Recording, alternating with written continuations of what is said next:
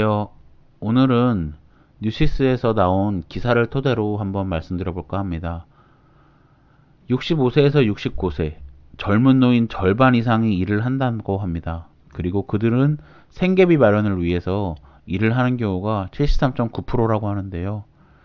보건복지부에서 2020 노인 실태조사를 했다고 합니다.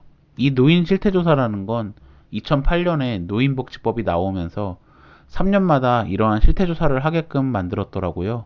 그래서 이를 근거로 지금 5번째 실태조사를 발표한 거고요. 그 기사 내용에 대해서 한번 보도록 하겠습니다.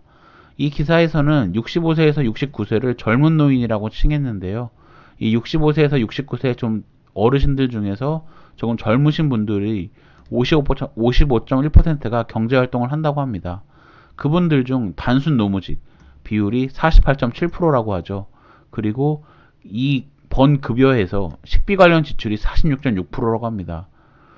식비 관련 지출이 이렇게 높은 걸 보면 정말로 이제 생계비 마련을 위해서 일을 하는 경우가 73%라고 한 것처럼 많은 비중을 차지하는데요. 이 관련 기사를 좀 더 보도록 하겠습니다. 이제 6월 7일 정부 세종청사에서 이제 보건복지부 1차관이 관련 내용을 발표한 자료고요. 이 기사 내용을 본다면 생계비를 마련하기 위해 일하는 노인의 비율이 역대 최고를 기록했다고 합니다. 그래서 65세에서 69세 노인이 55.1%가 경제활동에 뛰어들어서 증가폭이 늘어났다고 하는데요. 보건복지부는 지난해 3월부터 9개월 동안 노인 인구 1만 97명을 대상으로 조사를 했다고 합니다.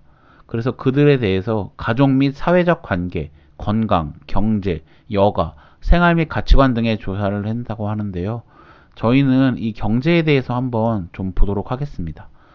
그래서 이 조사에서는 현재 일을 하고 있다고 응답한 비율이 36.9%라고 합니다. 노인분들 10,000명 중에서 36.9%가 일을 한다고 하셔가지고 2014년에 28.9%, 2017년에 30.9%에 이어서 꾸준히 증가한다고 나와 있는데요. 특히 65세에서 69세 노인의 경제활동 참여율은 2008년 39.9%에서 40%가 안 됐죠. 2017년 42.2%, 그리고 2020년 55.1%로 높아졌습니다. 그래서 정년 은퇴 후 생계 유지에 대한 부담이 커진 것으로 풀이되는데요. 그래서 이들 중에서 일을 하는 이유 중 가장 큰 거는 생계비 마련이 가장 크다고 했고요. 특히 농촌 노인들이 좀 많이 참여를 했다고 합니다. 종사 직종은 단순 노무직 비율이 2017년 40.1%에서 2020년 48.7%로 증가해서 가장 높은 비중을 차지했다고 합니다. 그리고 이들 중 소비 항목은 아까 말씀드린 대로 식비 관련 지출이 가장 컸고, 그리고 그 다음엔 주거비, 그리고는 의료비 순이라고 합니다. 정말 좀 안타까운 게 이렇게 노후를 보내시는 분들 중에서 뭐 문화라든지 뭐 본인의 이제 취미 활동이나 이런 거를 위해서 쏟는 비용보다는 정말 생존을 위한 비용만 이렇게 쓰시는 거잖아요. 그런 게 좀 안타깝다고 생각이 됩니다. 이 관련 보도자료를 한번 제대로 보도록 하겠습니다. 이게 아까 보건복지부에서 발표한 보도자료인데요. 그래서 노인의 새로운 노인층의 등장, 달라지는 노인 시대, 이러한 내용으로 이제 제목이 나와 있고 이러한 주요 기사들이 있습니다. 그런데 저는 이제 아까 말씀드린 대로 경제적인 부분을 보려고 하니까 이 부분들은 제가 이 영상에다가 자료를 받아보실 수 있게 링크를 걸어둘 테니까 필요하신 분들은 참고해서 보시면 될 것 같고요. 이 경제적인 부분으로 가겠습니다. 그래서 여기 보시면은 이 조사 대상은 아까 말씀드린 대로 1만 97명, 이제 97명이 조사를 하신 거고요. 그래가지고 경제 활동 및 경제 활동에 대해서 보겠습니다. 이 경제적 자립성이 증가했고 경제 활동 참여율이 증가했다고 하는데요. 소득 변화는 아까 말씀드린 대로 2008년 700만 원에서 17년 1176만 원, 20년 1558만 원으로 늘어나고 있는데요. 이 중 근로소득 및 사업소득, 사적연금소득 등이 큰 향상을 보여서 노인들의 경제적 자립성이 높아지는 특성을 보인다고 합니다. 본인들이 이제 일을 하시던가 아니면 사업소득, 그리고 기존에 여러 들어놓은 사적연금, 그런 것들로 이제 늘어났다고 하는 거고요. 사적 이전 소득은 꾸준히 감소한다고 합니다. 이 사적 이전 소득이라는 거는 뭐 예를 들어 이런 거죠. 누군가가 돈을 주는 거예요. 자녀들이 용돈을 줄 수 있거나 생활비를 줄 수 있잖아요. 그러한 부분은 크게 감소한다고 합니다. 꾸준히 감소를 하고 있다고 하고요. 그래서 2008년에는 46.5%, 거의 절반 정도가 이렇게 이제 소득이 자녀분들이나 이제 주변에서 주는 거에 대해서 차지를 했다면 17년에는 22%, 20년에는 13.9%로 현저히 줄었죠. 엄청나게 줄었습니다. 그리고 공적 이전 소득은 이제 연금 같은 거겠죠. 이런 것들은 정부 지원이나 이런 건 27.5%로 여전히 개인 소득 중 가장 높은 비율을 차지했다고 합니다. 이 표를 보시면 좀 나오는데요. 여기서 보면은 이제 사적 이전 소득, 이 보라색이 사적 이전 소득인데 이게 자녀들이나 이제 누군가가 후원금처럼, 그러니까 용돈을 드리는 거죠. 생활비를. 자녀들이 옛날에는 좀 부양을 하고 이렇게 용돈을 챙겨드렸잖아요. 그런 비중이 전체 소득에서 46%를 차지했다면 지금은 단순히 13%만 차지한다는 겁니다. 그럼 뭐가 늘었죠? 이게 보시죠. 파란색. 근로소득이 많이 늘었는데요. 2008년 6.5%만 차지했던 근로소득이 2020년에는 24.1%를 차지하고 있습니다. 거의 3배 이상 늘었죠. 이 말은 지금 여전히 노인이 돼서도 일을 해야 되는 거고, 일을 해야 되는 부분들이 점점 늘어나고 있다는 거예요. 그래서 참 이게 노후 준비가 너무 안 돼 있다는 생각도 들더라고요. 그래서 또 잠깐 기사를 더 보면은 노인 가구의 96.6%가 부동산을 갖고 있었다고 합니다. 그래서 그 규모는 2억 6,182만 원이라고 하고요. 금융 자산은 77.8%가 보유하고 있었으며 3,212만 원이라고 합니다. 그리고 기타 자산은 1,120만 원 정도라고 하는데요. 그리고 노인 가구의 27.1%가 부채를 갖고 있었으며 평균 1,892만 원의 빚을 지고 있다고 하십니다. 그리고 아까 말씀드린 대로 식비 관련 지출이 가장 높고, 그 다음엔 주거비, 의료비, 정말 다 기본적인, 생존에 필요한 기본적인 내용들이 가장 많이 쓰인다고 하고요.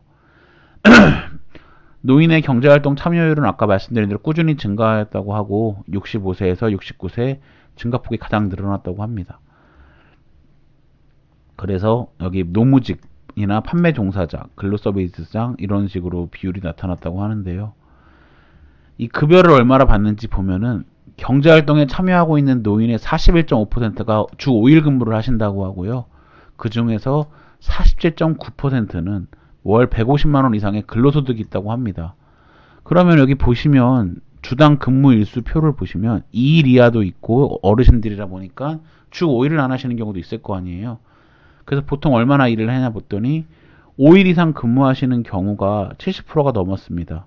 34%니까 한 75% 정도 되네요. 5일 이상 근무하는 경우가.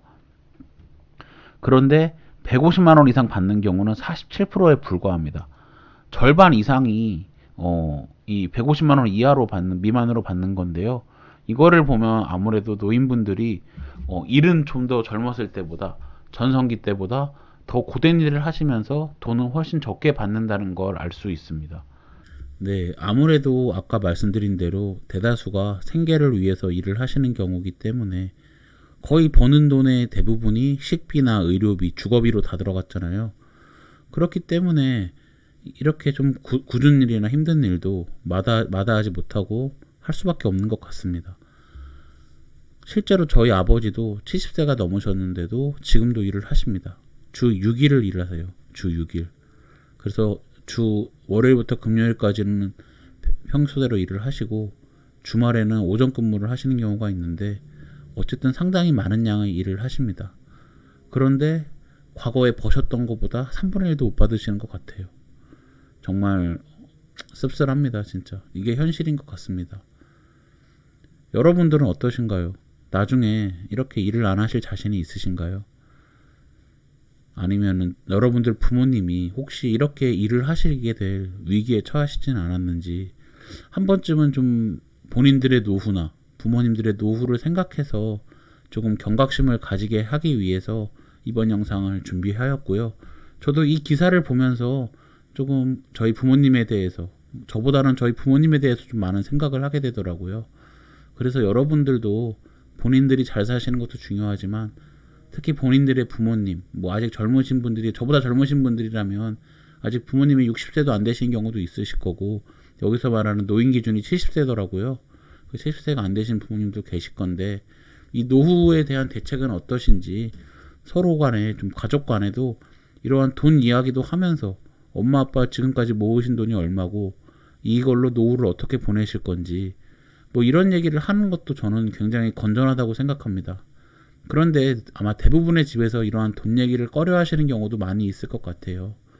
그런데 이런 거를 조금 숨기거나 부끄러워하거나 이런 얘기를 하는 거를 뭐 속물이다 뭐 이런 생각하지 마시고 어차피 가족이잖아요. 그래서 나중에 다가와서 닥쳤을 때 이렇게 걱정하시는 것보다 조금은 좀 미리미리 본인이나 아니면 부모님의 노후에 대해서 고민하시는 시간을 가지셨으면 좋겠습니다. 오늘은 영상은 이만 마치고요. 부족한 영상인데 끝까지 봐주셔서 진심으로 감사드립니다. 이만 마치겠습니다. 감사합니다.